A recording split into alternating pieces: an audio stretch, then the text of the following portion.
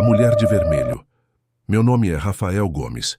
Tenho 33 anos hoje, mas a parte de mim que nasceu com esperança, ela morreu com 21, na madrugada de 27 de janeiro de 2013.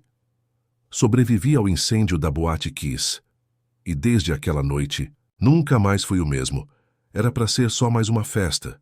Música, bebida, gente bonita. Eu era estudante na UFSM, cheio de planos, rindo com os amigos. A boate estava lotada, abafada, como sempre. Nada parecia estranho. Até que eu a vi. A noite estava abafada, sufocante como a respiração de um doente terminal. Santa Maria pulsava como uma veia prestes a romper. A Boate Kiss estava lotada, como sempre, e eu estava ali com meus amigos de faculdade, rindo, bebendo como se nada pudesse nos atingir. Jovens acham que a morte só vem para quem já está deitado. Lá dentro era uma câmara quente, escura, cheia de fumaça de gelo seco, suor, perfume barato e euforia desmedida. E foi ali, entre luzes estroboscópicas e o som alto demais para se ouvir o próprio pensamento, que eu vi ela. Pela primeira vez, ela estava parada perto da entrada do banheiro feminino, encostada na parede. Não dançava, não sorria, só as olhava. E meu sangue gelou, mesmo no meio daquele calor insuportável. Uma mulher com um vestido vermelho intenso, quase líquido, que brilhava como se tivesse acabado de ser costurado com sangue. Cabelo preto, liso, preso atrás das orelhas. Pele clara, branca demais, como porcelana esquecida em vitrine antiga. E olhos. Os olhos eram fundos, tão fundos que eu tive a impressão de que, se encarasse por mais de 5 segundos, veria o que há do outro lado da morte. Ela parecia deslocada do ambiente, como um quadro antigo pendurado numa boate moderna. Mas ninguém mais parecia notar. Só eu. Ela caminhava entre as pessoas como se tivesse um espaço só dela, como se a multidão a ignorasse, ou temesse. E então ela começou a chamar garotas pelo nome. Vamos, Aline. Seu batom está borrado. Fernanda. O espelho. Te espera. Giovanna é só 1 minuto no banheiro. As meninas, 3, talvez 4, a seguiram sem questionar. Nem se despediram dos amigos. Era como se a voz dela hipnotizasse, se infiltrasse no ouvido e desligasse o juízo. Aquilo mexeu comigo. Tentei ir atrás, mas um amigo me puxou para dançar. Perdi ela de vista. Minutos depois, o céu caiu. Estalo seco, clarão, gritos, fumaça. Um calor que subia pelas narinas e queimava por dentro. O cheiro, Deus, o cheiro, nem dá para descrever. Era carne, era cabelo, era desespero derretido em oxigênio. A fumaça preta engolia tudo. Os gritos sumiam no abafado. Meus amigos sumiram, as luzes falharam. E então eu ouvi uma risada, fraca, longa, feminina, como se alguém estivesse se divertindo no meio do caos. Virei o rosto para o corredor do banheiro, e lá estava ela, a mulher de vermelho. De pé, no meio da fumaça, intocada pelas chamas, ela olhou direto para mim e sorriu. Mas não era um sorriso humano, era um rasgo frio, gelado que não alcançava os olhos.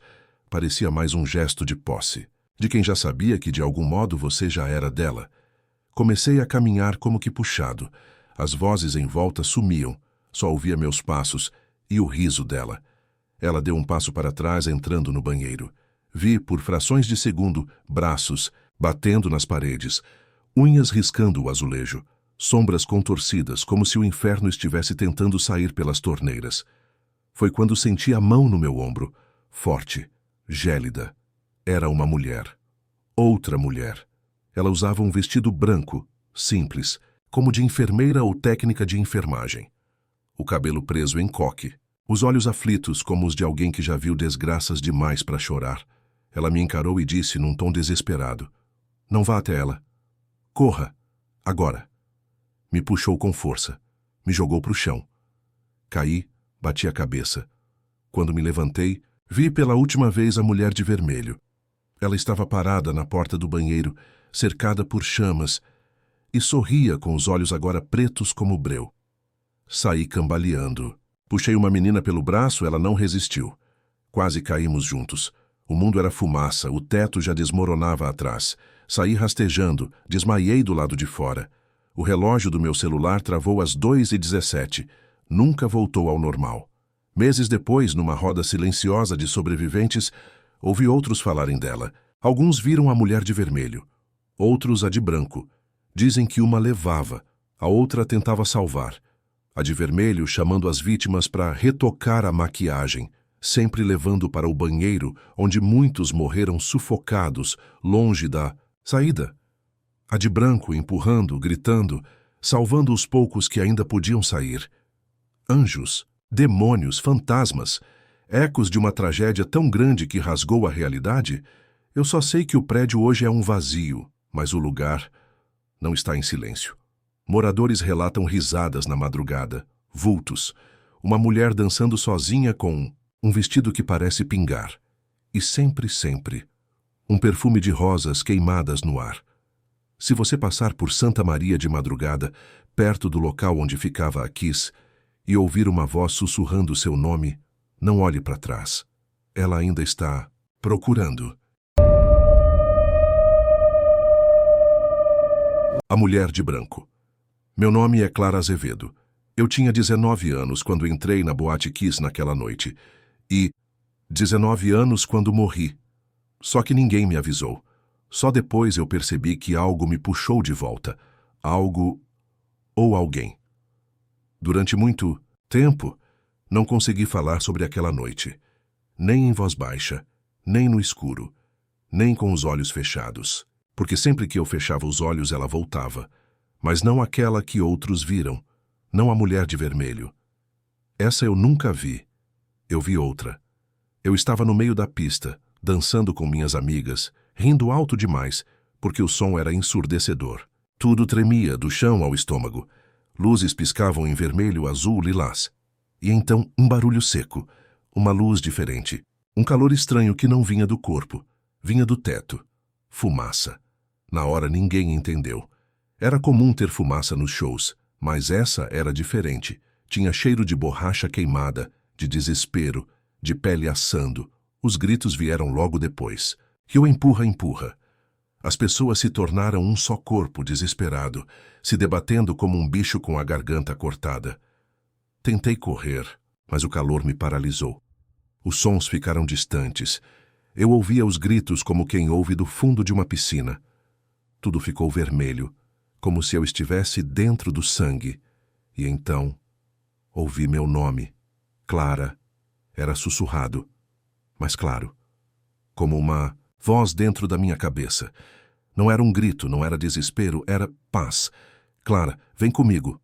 Olhei ao redor, e ela estava ali, uma mulher, de pé, no meio do caos, imaculada, intocada, vestido branco de tecido leve, que tremulava mesmo, sem vento, os cabelos presos em um coque apertado, como os das enfermeiras antigas. Mas o que mais me marcou foram os olhos, castanhos, comuns, mas profundos como o fundo de um poço onde se enterra o luto. Ela estendeu a mão. Por aqui, você ainda tem chance? Eu não pensei. Não hesitei. Segurei a mão dela. Estava fria. Fria como uma lápide. Ela me puxou. Eu tropeçava em corpos, em cadeiras caídas, em chão molhado. Mas ela parecia saber o caminho exato, mesmo com a fumaça tomando. Tudo. Nenhuma labareda a tocava. Nenhuma viga a atingia. Puxava-me com força, como quem sabe que segundos decidem entre a vida e o esquecimento. No caminho, vi coisas que nunca contei para ninguém. Rostos colados às paredes, como se estivessem presos lá. Gente parada no meio do fogo, com olhos em branco, como marionetes quebradas. Mãos saindo do chão como se o inferno tivesse rachado o piso.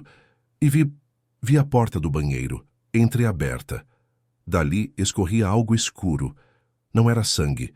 Era espesso, pulsante, e um cheiro podre de carne e rosas saía de dentro.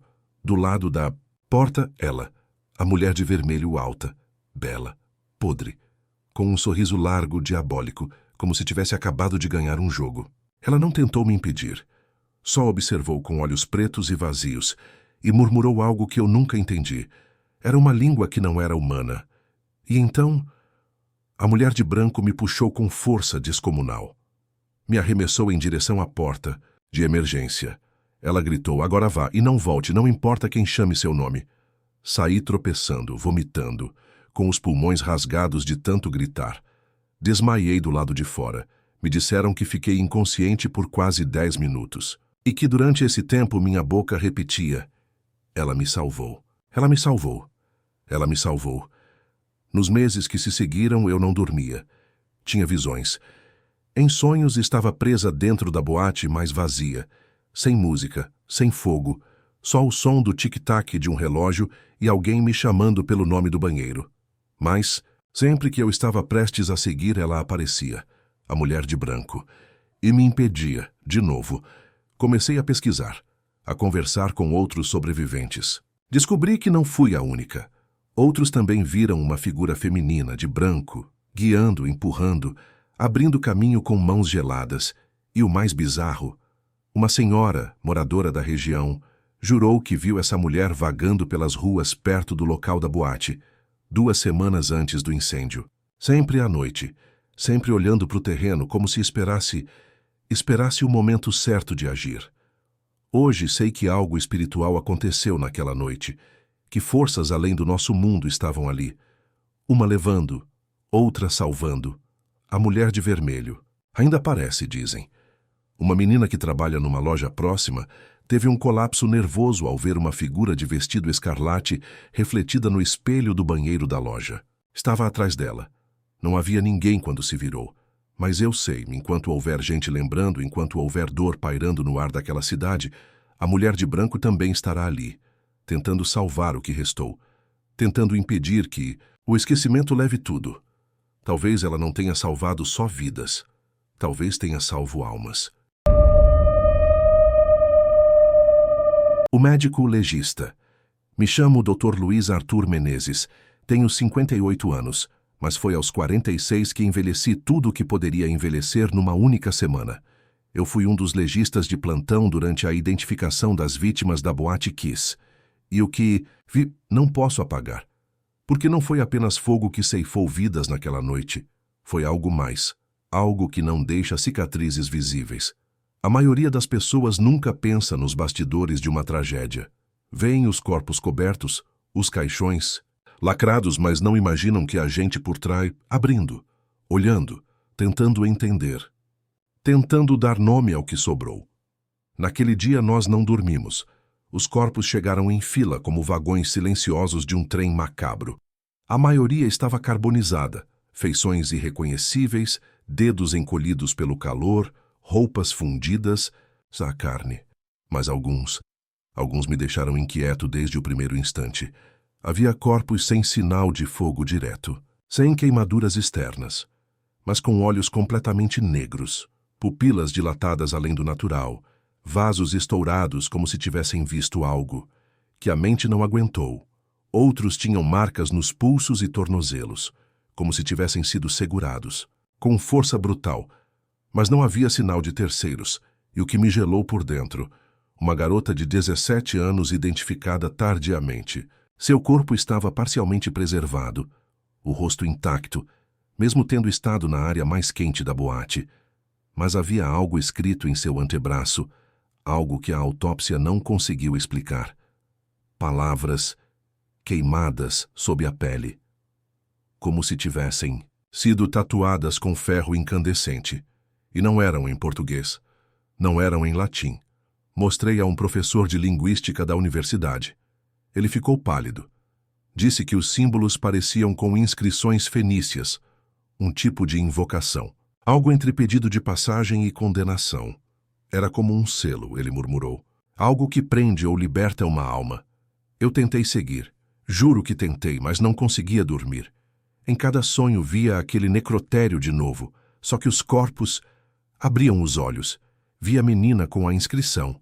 Ela chorava sangue e dizia, com a voz de uma idosa, nós não morremos, nós fomos levados. No quarto dia, uma situação quase me fez largar tudo. Recebi um corpo masculino, cerca de 23 anos. O relatório dizia, asfixia. Mas ao abrir o tórax, senti algo pulsando. Não era possível, não era o coração. Era como se o ar em volta do corpo vibrasse, como um zumbido, uma energia densa. Fiquei tonto. Meus instrumentos tremiam sozinhos, na bandeja. E então as luzes piscaram. O gerador oscilou, e por menos de um segundo, ele abriu os olhos. Pretos, vazios, como buracos num céu sem estrelas. Gritei, corri, voltei com outro colega. Claro, os olhos estavam fechados, morto, de verdade. Mas eu sei o que vi. Meses depois tentei esquecer, me aposentei cedo. Mas a lembrança ficou. E não só isso. Durante semanas, pombos começaram a aparecer mortos no meu quintal, sempre pela manhã, sempre com os olhos queimados. Recebi ligações sem resposta. Quando atendia, ouvia sussurros. Às vezes, o nome da garota com a inscrição era sussurrado bem devagar. Comecei a frequentar sessões com padres, médiuns, até um monge budista. Todos diziam a mesma coisa. Você não foi só testemunha, você foi tocado, marcaram você. Hoje evito Santa Maria, evito falar sobre a tragédia, mas o pior é saber que os corpos ainda gritam, não com a voz, mas com os vestígios, os sinais nas peles, as palavras ocultas, os olhos que não fecharam e a certeza de que alguém ou algo estava lá dentro, escolhendo. Não foi só fogo, foi um ritual, e muitos ainda não voltaram. A médium. Meu nome é Alzira Peixoto, tenho 63 anos. Trabalho há décadas como sensitiva, médium de incorporação, mas nada, absolutamente nada, me preparou para o que encontrei na Boate Kiss. Aquilo não era um ambiente de luto, era um campo de guerra espiritual. E o inimigo ainda está lá. Fui chamada cerca de 5 meses após a tragédia. Um grupo de mães enlutadas havia pedido ajuda espiritual. Elas diziam ouvir vozes em casa. Algumas relatavam sentir os filhos sentados ao pé da cama, tocando levemente os dedos, como se pedissem para não serem esquecidos. Outras sonhavam com o fogo todas as noites, mas o fogo ria. Aceitei. Levei comigo uma equipe pequena, 2 assistentes, que me acompanham há anos, acostumadas com casos difíceis. Mas assim que pisamos no terreno, entendi que aquilo não seria como os outros. O ar era pesado, espesso como fumaça invisível. E o silêncio era errado, como se os sons tivessem medo de ecoar. Mesmo com a boate já demolida, a energia permanecia, como se os escombros tivessem sido enterrados dentro do tempo. Ao me aproximar do antigo local da pista de dança, senti uma dor aguda no peito, uma mão invisível me apertando o coração. Desmaiei. Acordei cerca de 40 minutos depois, mas não era mais dia. O céu tinha um tom roxo, como se o mundo tivesse parado entre o dia e a noite. Minhas assistentes estavam em transe. Uma chorava, a outra se debatia, e todas as velas ao redor haviam se apagado ao mesmo tempo. Foi quando ouvi. Sussurros. Centenas, talvez milhares, todos misturados. Choros, gritos, súplicas. Mas ao fundo, uma risada, fina, persistente, que aumentava a cada oração que tentávamos fazer. Aproximei-me do que restava do banheiro feminino. Meu corpo tremia. E então, ela apareceu. A mulher, de vermelho. Mas dessa vez, diferente dos relatos. Ela estava mais física, quase sólida. Pele pálida, olhos negros como buracos e um vestido que parecia feito de pele humana costurada com cabelo. Ela sorriu e sussurrou. Eles são meus agora, mas você vê, não vê? Naquele momento, senti uma dor no pé esquerdo. Olhei para baixo e vi marcas como garras arranhando meu tornozelo sem ninguém ali. Me ajoelhei. Tentei orar, mas minha voz não saía. Só ar. Um ar frio que saía com meu medo. De repente, tudo ficou em silêncio. As velas reacenderam sozinhas, e uma nova figura surgiu atrás de mim. A mulher de branco. Ela não falou. Mas sua presença afastou a outra. A mulher de vermelho gritou e desapareceu na parede, deixando um rastro de sangue seco que escorreu por concreto sólido. Desde aquele dia não sou mais a mesma. Em casa, as marcas no tornozelo reaparecem de tempos em tempos. Sempre no dia 27, sempre a 1h29 da manhã. Recebo cartas sem remetente, todas escritas com a mesma letra, todas dizendo: volte, eles ainda chamam por você. Minhas assistentes deixaram o ofício, uma delas não fala mais, a outra desapareceu. Literalmente. Sumiu em uma noite de chuva, deixando para trás apenas um espelho trincado e marcas de mãos queimadas nas paredes do quarto. Mas eu continuo. Porque algo ainda está preso lá. Algo que se alimenta do luto, da memória e da negação. Algo que não quer partir. E que talvez não possa. Porque aquela boate não era só uma casa de festas, era uma boca aberta para outro plano. E naquela noite, alguém lá de baixo teve fome. O motorista de ambulância. Meu nome é Rogério Fontana. Tenho 41 anos. Na época do incêndio da Boate Kiss, eu tinha 29 e trabalhava como socorrista voluntário, dirigindo ambulâncias pelo Corpo de Bombeiros de Santa Maria. Já vi muita coisa na estrada, mas aquela noite e os dias que se seguiram me mostraram que existe algo muito mais cruel do que a morte. Era madrugada quando o rádio estourou com os primeiros chamados. Incêndio em boate, múltiplas vítimas, estamos perdendo gente. A voz do operador tremia. Isso por si só já dizia muito. Ninguém lá costumava tremer. Chegamos entre os primeiros. O ar estava denso, fumaça e gritos, jovens cambaleando, cobertos de fuligem. Os que conseguiam sair carregavam outros, inconscientes, mortos, ou em estado de choque absoluto. Lembro de uma garota. Devia ter uns 20 anos. Estava sentada no chão com as mãos no rosto, murmurando: eles estão rindo. Eles ainda estão rindo lá dentro. Na pressa, carregamos os primeiros corpos como podíamos.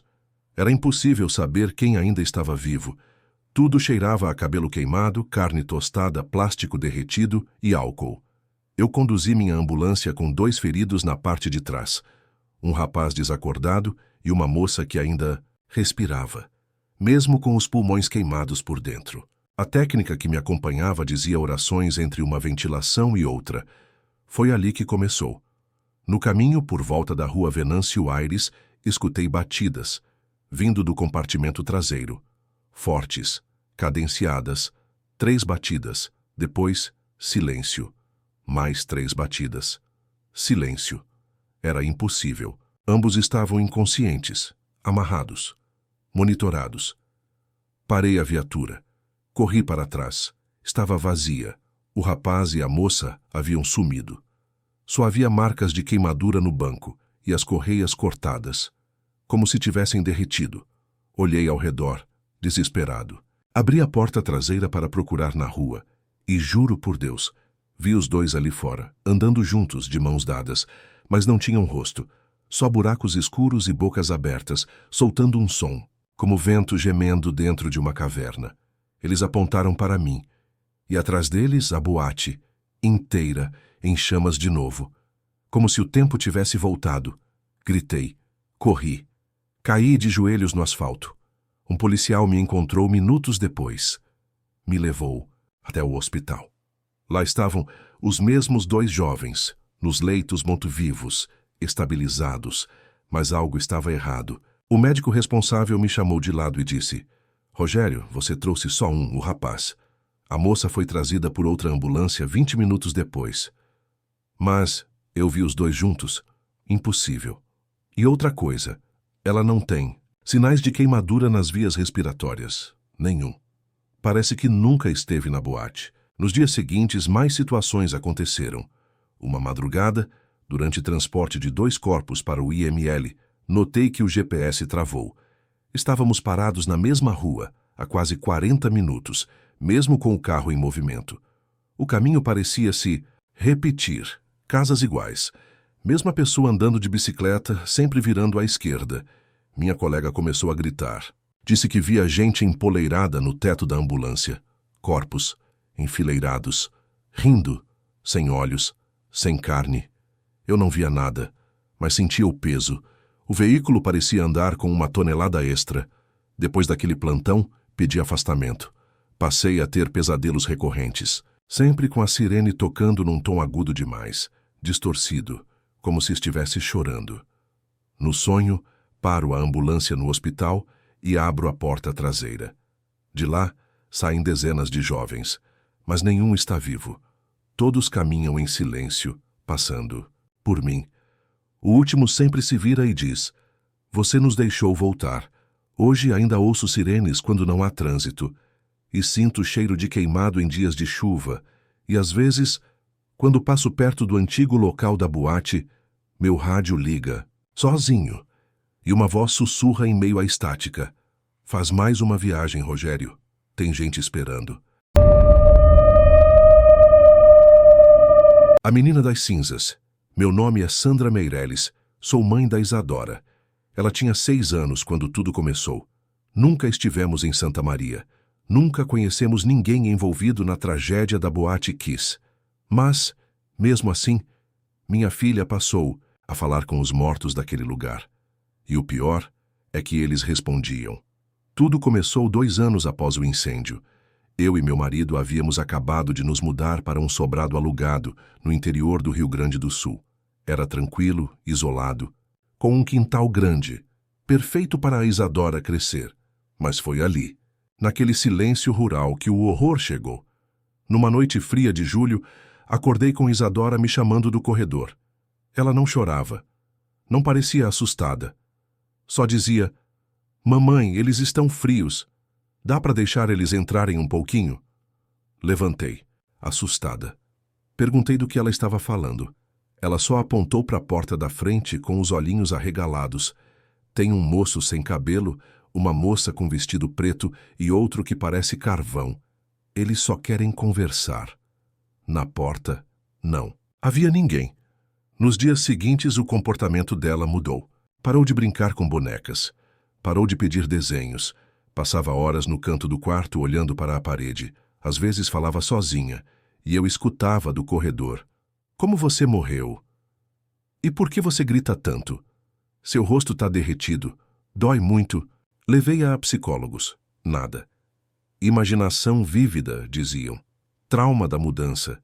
Mas então, ela começou a dizer nomes. Nomes que eu nunca tinha ouvido. Anotei. Uma noite, movida pelo desespero, pesquisei. Eram nomes de vítimas do incêndio. Da Boate Kiss. Com sobrenome, idade. E até detalhes do que vestiam na noite da tragédia. Confrontei-a. Perguntei como sabia daquilo. Ela respondeu com naturalidade: "Eles me contam. Ficam sentados na minha cama. Às vezes choram. Às vezes gritam. Numa noite acordei com um som vindo do quarto dela. Choro. Quando entrei, ela estava cercada por fuligem. O quarto inteiro tinha uma fina camada de cinzas no chão. A janela estava trancada. Nada queimava. Mas o cheiro era o mesmo que testemunhas.